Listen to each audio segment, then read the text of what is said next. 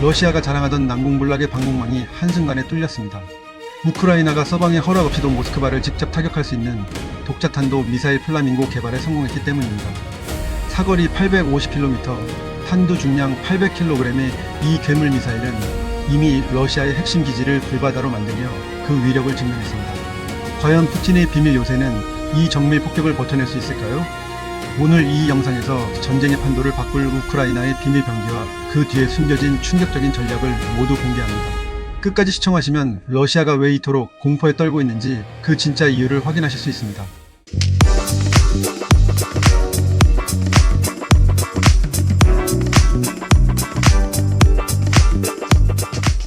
사건의 시작은 2026년 초겨울 러시아의 깊은 밤을 가르는 굉음과 함께였습니다. 수년간 서방 국가들의 미사일 사거리 제한과 사용 승인 문제로 소가리를 하던 우크라이나가 마침내 자신들만의 창을 완성해 세상에 공포를 선사한 순간이었습니다. 오늘 우리가 주목해야 할 이야기는 단순히 무기 하나가 개발되었다는 소식이 아닙니다.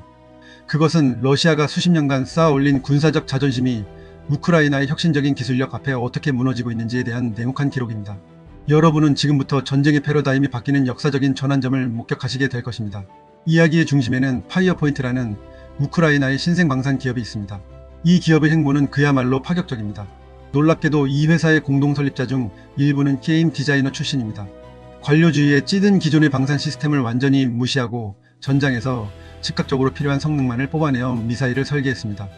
그들이 만들어낸 결과물이 바로 FP7과 FP9, 일명 플라밍고라 불리는 탄도 미사일 시리즈입니다. 게임을 만들던 그 유연한 사고방식이 어떻게 러시아의 철갑 방어망을 종이장처럼 찢어버렸는지 그 내막은 실로 경악스럽습니다. 우선 FP7에 대해 알아볼 필요가 있습니다. 이 미사일은 미국의 에이테크함스를 완벽히 대체하기 위해 설계되었습니다. 200km에서 300km의 사거리를 가지며 기존의 방공망을 회피하는 능력이 탁월합니다. 하지만 진짜 주인공은 FP9입니다. 사거리가 무려 850km에 달합니다. 이것이 무엇을 의미할까요? 우크라이나 국경 근처에서 발사하면 러시아의 심장부인 모스크바는 물론이고 제2의 도시라 불리는 상트페테르부르크까지 단 몇 분 만에 타격할 수 있다는 뜻입니다. 탄두 중량은 800kg에 육박합니다. 건물을 단순히 파괴하는 수준이 아니라 지표면 아래 깊숙이 박힌 지휘부까지 통째로 날려버릴 수 있는 파괴력입니다. 여기서 우리가 소름 끼치도록 주목해야 할 포인트가 하나 더 있습니다. 바로 플라밍고 미사일의 외형과 공력 설계입니다. 우크라이나 기술진은 러시아의 주력 방공 미사일인 S-400 시스템의 미사일 형태를 그대로 복제했습니다. 이것은 고도의 심리전이자 전략적인 선택이었습니다. 러시아의 레이더망은 자신들의 미사일과 유사한 궤적과 형상을 가진 물체를 식별하는 데 혼란을 겪게 됩니다. 아군 기체인지 적군 기체인지 판단하는 그 짧은 몇 초 사이 플라밍고는 이미 목표물 상공에 도달합니다. 적의 방패를 본떠 만든 창으로 적의 심장을 찌른다는 이 기가 막힌 발상은 러시아 군 수뇌부를 문짝 그대로 마비시켰습니다. 실제로 그 위력은 2026년 2월 초에 증명되었습니다. 러시아 아스트라한주에 위치한 카푸스틴 ER 미사일 시험장이 정밀 폭격을 당한 것입니다. 이곳은 어떤 곳입니까?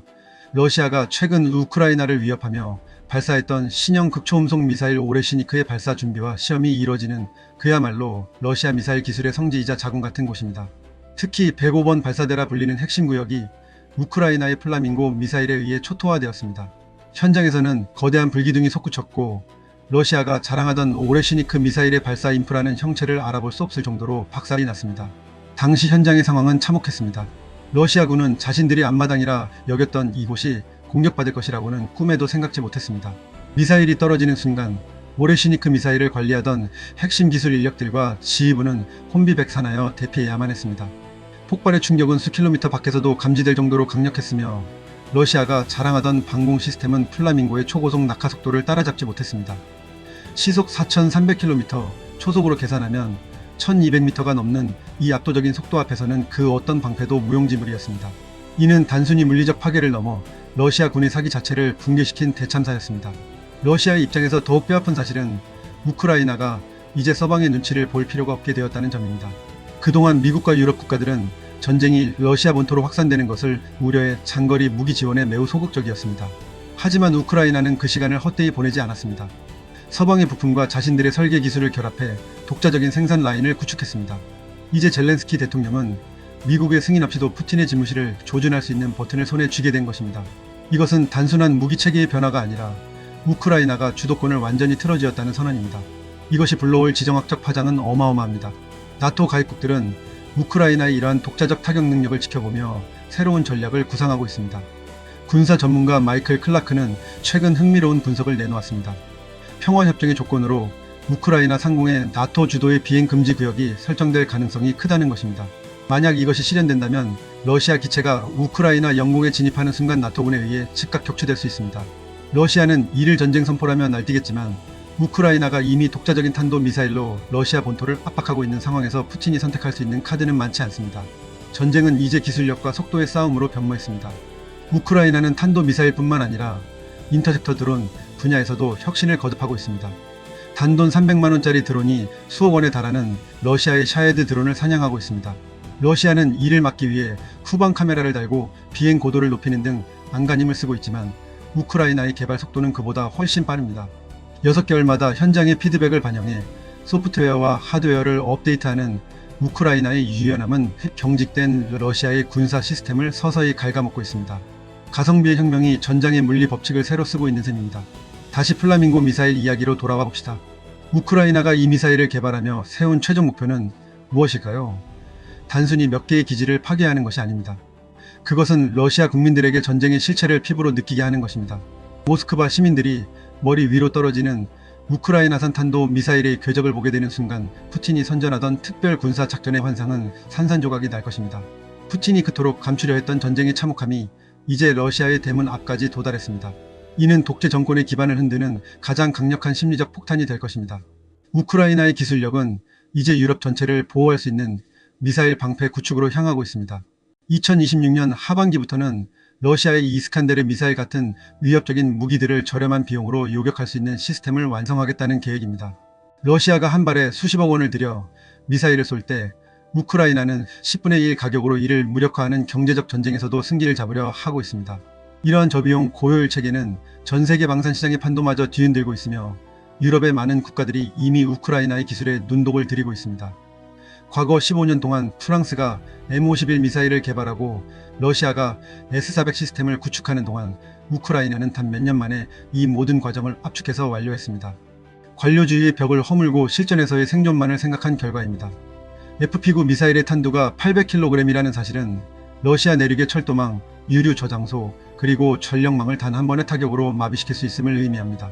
이미 카푸스틴 이하르 기지 타격에서 보여주었듯 러시아의 방공망은 1200m/의 초의 속도로 낙하하는 물체를 추적하기에 역부족입니다. 우크라이나의 이러한 미사일 개발 속도는 단순한 우연이 아닙니다.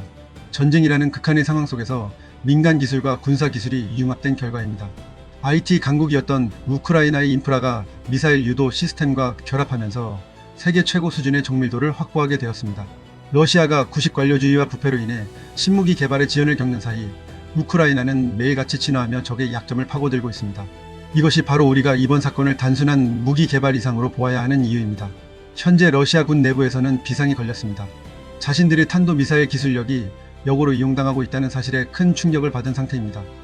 FP7 미사일은 러시아의 S400 시스템에 사용되는 미사일을 모델로 하여 개발되었는데 이는 적의 레이더 센서가 아군의 오인 사격으로 판단하게 하거나 요격 우선순위를 정하는데 막대한 혼선을 줍니다. 이러한 기만 기술은 단순한 물리적 파괴력보다 훨씬 더 무서운 무기입니다. 러시아의 레이더 운영자들은 이제 하늘에 떠 있는 미사일이 아군이 쏜 것인지 자신들을 죽이러 오는 우크라이나의 플라밍고인지 구분하지 못하는 공포에 빠졌습니다. 또한 우크라이나의 이러한 행보는 서방 국가들에게도 강력한 메시지를 던집니다. 더 이상 무기 지원의 레드라인을 논하는 것이 무의미해졌기 때문입니다. 우크라이나가 스스로 레드라인을 넘을 수 있는 창을 가졌기에 이제 서방은 지원 여부를 고민하는 것이 아니라 우크라이나가 만든 이 강력한 무기체계와 어떻게 협력할지를 고민해야 하는 처지가 되었습니다.